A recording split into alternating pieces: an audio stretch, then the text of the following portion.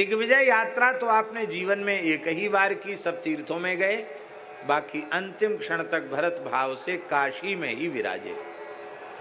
अब एक प्रश्न है गिरधर जी, अयोध्या जी में क्यों नहीं विराजे? अयोध्या काशी से दूर थोड़ी है भाई, इष्ट धाम निज धाम अयोध्या, वहां रहते, वृंदावन में रह जाते हमारे।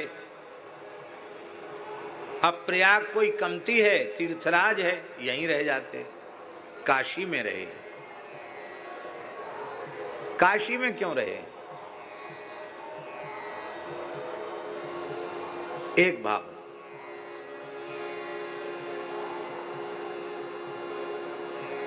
भगवान शिव ने काशी में विराजमान होकर हजारों मनवंतरों तक श्री राम तारक का जप किया। मनवंतर सहस्रैस्तु जजाप वृषभध्वजः,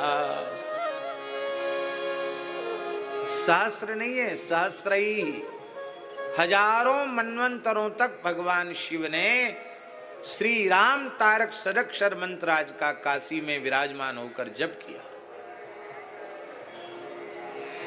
काशी के कण कण में राम तारक व्याप्त है। भगवान श्री राम प्रकट हुए, बोले वर मांगो।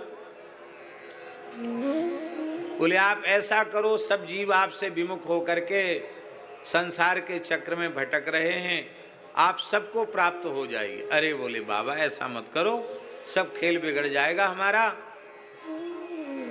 मुक्ति लाभ नहीं ले रहे हैं। तब भगवान ने कहा काशी में आकर जो देह त्याग करेंगे उनका स्थूल, कारण और सूक्ष्म ये तीनों देह नष्ट हो जाएंगे और वे मोक्ष को प्राप्त करेंगे। जिस प्रकार का मोक्ष चाहे उस प्रकार का, कैवल्य चाहे तो कैवल्य मिलेगा, सारूप्य सालोक्य सामीप्य सारिष्टि सायुज्य चाहेंगे तो वह भी मिलेगा, जो मोक्ष चाहोगे वो मिलेगा। आप अब काशी में ही विराजें, क्योंकि काशी आपने भजन करके सिद्ध कर दिया है काशीपुरी को। बोले हम एक शर्त पे रह सकते हैं काशी में, क्या? आप प्रतिज्ञा करो कि मैं काशी छोड़कर कभी नहीं जाऊंगा, मैं काशी में निरंतर निवास करूंगा। काशी के कण कण में रघुनाथ जी विराजमान हैं, ये हरिहरात्मक पुरी है। आप काशी जी दर्शन करने गए विश्वनाथ जी का, विश्वनाथ जी के मंदिर के निकट ही, मंदिर के परिसर में ही एक शिवजी हैं।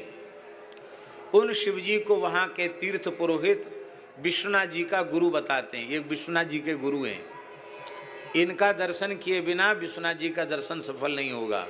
इनका पूजन करोगे तो विश्वनाथ जी का पूजन पूर्ण होगा। उनका नाम है अविमुक्तेश्वर। अविमुक्तेश्वर जो भगवान हैं वो शिवलिंग हैं, पर वो शिवलिंग रूप में साक्षात रघुनाथ जी हैं। अविमुक्तेश्वर के रूप में श्री राम जी ही प्रकट हुए हैं, इसलिए विश्वनाथ जी के गुरु हैं।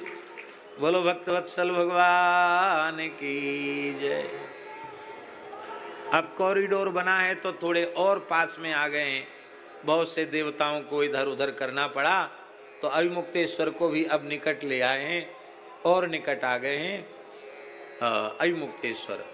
तो एक भाव तो ये है कि जब श्री राम रूप में उन्होंने यह वचन दिया है, वर दिया है कि हम काशी का त्याग नहीं करेंगे, अविमुक्तेश्वर के रूप में सदा रहेंगे, तो अब स्वयं यतिराज रूप में प्रकट भये हैं, तो फिर भला काशी का त्याग क्यों करें, क्योंकि शिव जी को वचन दिया हुआ है।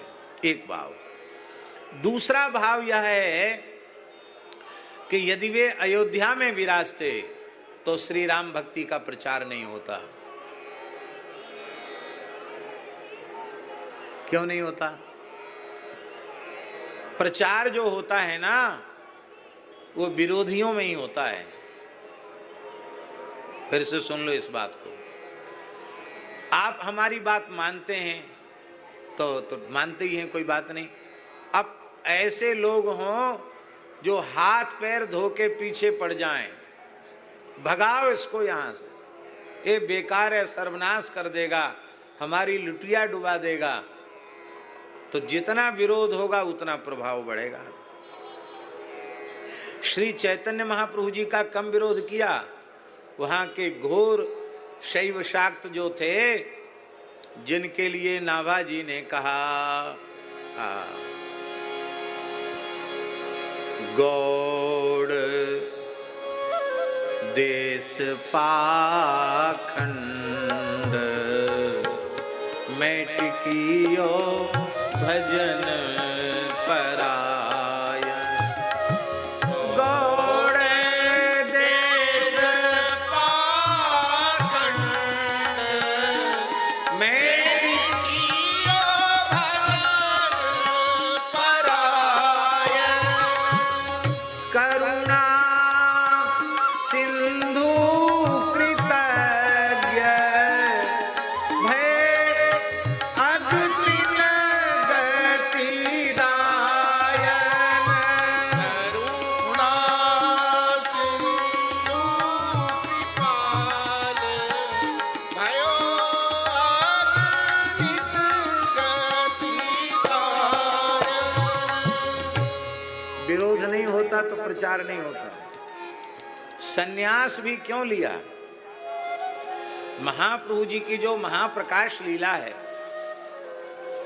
उसमें पूर्ण ऐश्वर्य का प्रकाश महाप्रभु जी ने किया, और वो भी जरूरी था, आवश्यक था।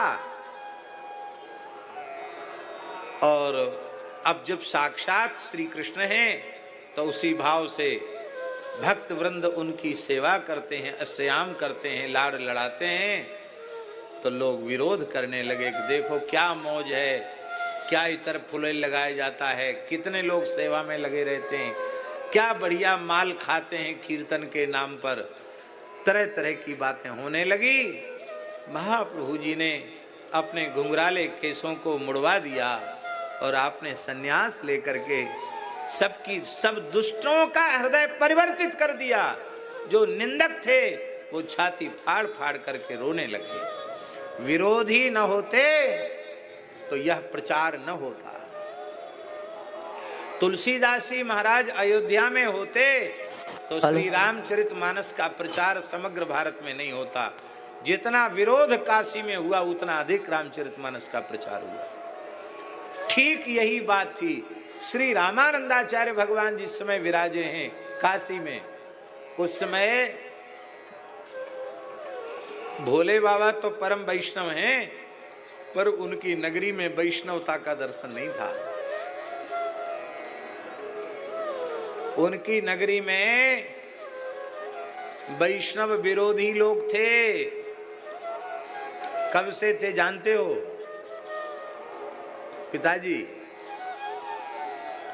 कृष्णावतार के काल में भी वैष्णव विरोधी थे। अब सोचो, मिथ्या वासुदेव पौंड्रक, उस पौंड्रक से मित्रता थी काशी के राजा की। वो उस पाखंडी को भगवान मानते थे, भगवान को भगवान नहीं मानते थे। अब सोचो, मिथ्या वासुदेव जो भगवान है उनको तो भगवान नहीं मान रहा था काशी का राजा, और जो पाखंडी धूर्त नकली वासुदेव बना हुआ था उसको भगवान मानता था, और उसके पक्ष से भगवान से लड़ने गया। और इतना ही नहीं, भगवान ने काशी नरेश का मस्तक काट कर काशी के राजद्वार पर पहुंचा दिया। तो काशी नरेश के पुत्र ने ब्राह्मणों को बुला करके भगवान के लिए अविचार यज्ञ किया, मारण यज्ञ किया। ये भगवान मानते तो मारण का प्रयोग करते भगवान के ऊपर। इसका मतलब है वे घोर शाक्त शैव, उनको वैष्णवता का लेस नहीं था। वहां के पंडित विद्वान ब्राह्मण भी भगवत विरोधी ही थे। और काल कृत्या प्रकट हुई यज्ञ से, लगता था त्रिलोकी को दग्ध कर देगी। बोले कृष्ण बलराम के सहित यदुवंशियों के सहित संपूर्ण द्वारिका को जलाकर भस्म कर दे। ब्राह्मणों ने आज्ञा दिया। धरती को कपाती हुई कालकृत्या पहुंची पर वहां तो भगवान के सुदर्शन चक्र पहरे पर विराजमान हैं। उन्होंने कालकृत्या को मुंहतोड़ जवाब दिया। बेचारी कालकृत्या विमुख होकर के लौटी और उसने राजकुमार को, पंडितों को मार डाला, जला दिया। क्योंकि अभिचार का प्रयोग जिस पर किया जाता है उस पर सफल न होने पर प्रयोग करने वाले को ही नष्ट कर देता है। पीछे से भगवान का सुदर्शन चक्र भी प्रसाद देने गया, उसने पूरी काशीपुरी को जलाकर भस्म कर दिया। सब चिल्लपो मचाते रहे, भोले बाबा ने रक्षा नहीं की।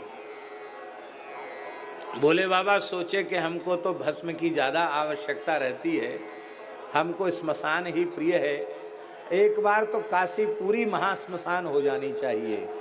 तो पूरी काशी महाश्मशान हो गई और बोले अब तक ये अवैष्णव थी पर चक्र की छाप लग गई तो ये वैष्णवपुरी हो गई। ये भगवान के चक्र का स्पर्श प्राप्त करके सब भगवत धाम चले गए। दूसरा भाव।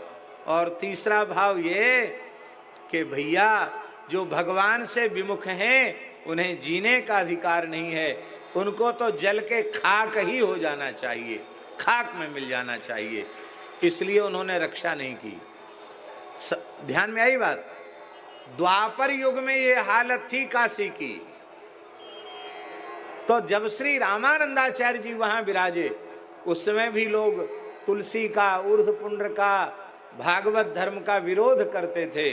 और जहां विरोध होता था वहीं संत रैदास प्रकट हुए, जहां विरोध होता था वहीं कबीरदास जी प्रकट हुए। निम्न कुल में जन्म लेकर इन्होंने भक्ति का ध्वज फहरा दिया। तो रामानंद संप्रदाय के प्रचार प्रसार का मुख्य कारण है विरोधियों के बीच में आचार्य चरण ने झंडा गाड़ा और सबको नतमस्तक कर दिया। भगवान शिव की पुरी को परम वैष्णवपुरी बना दिया।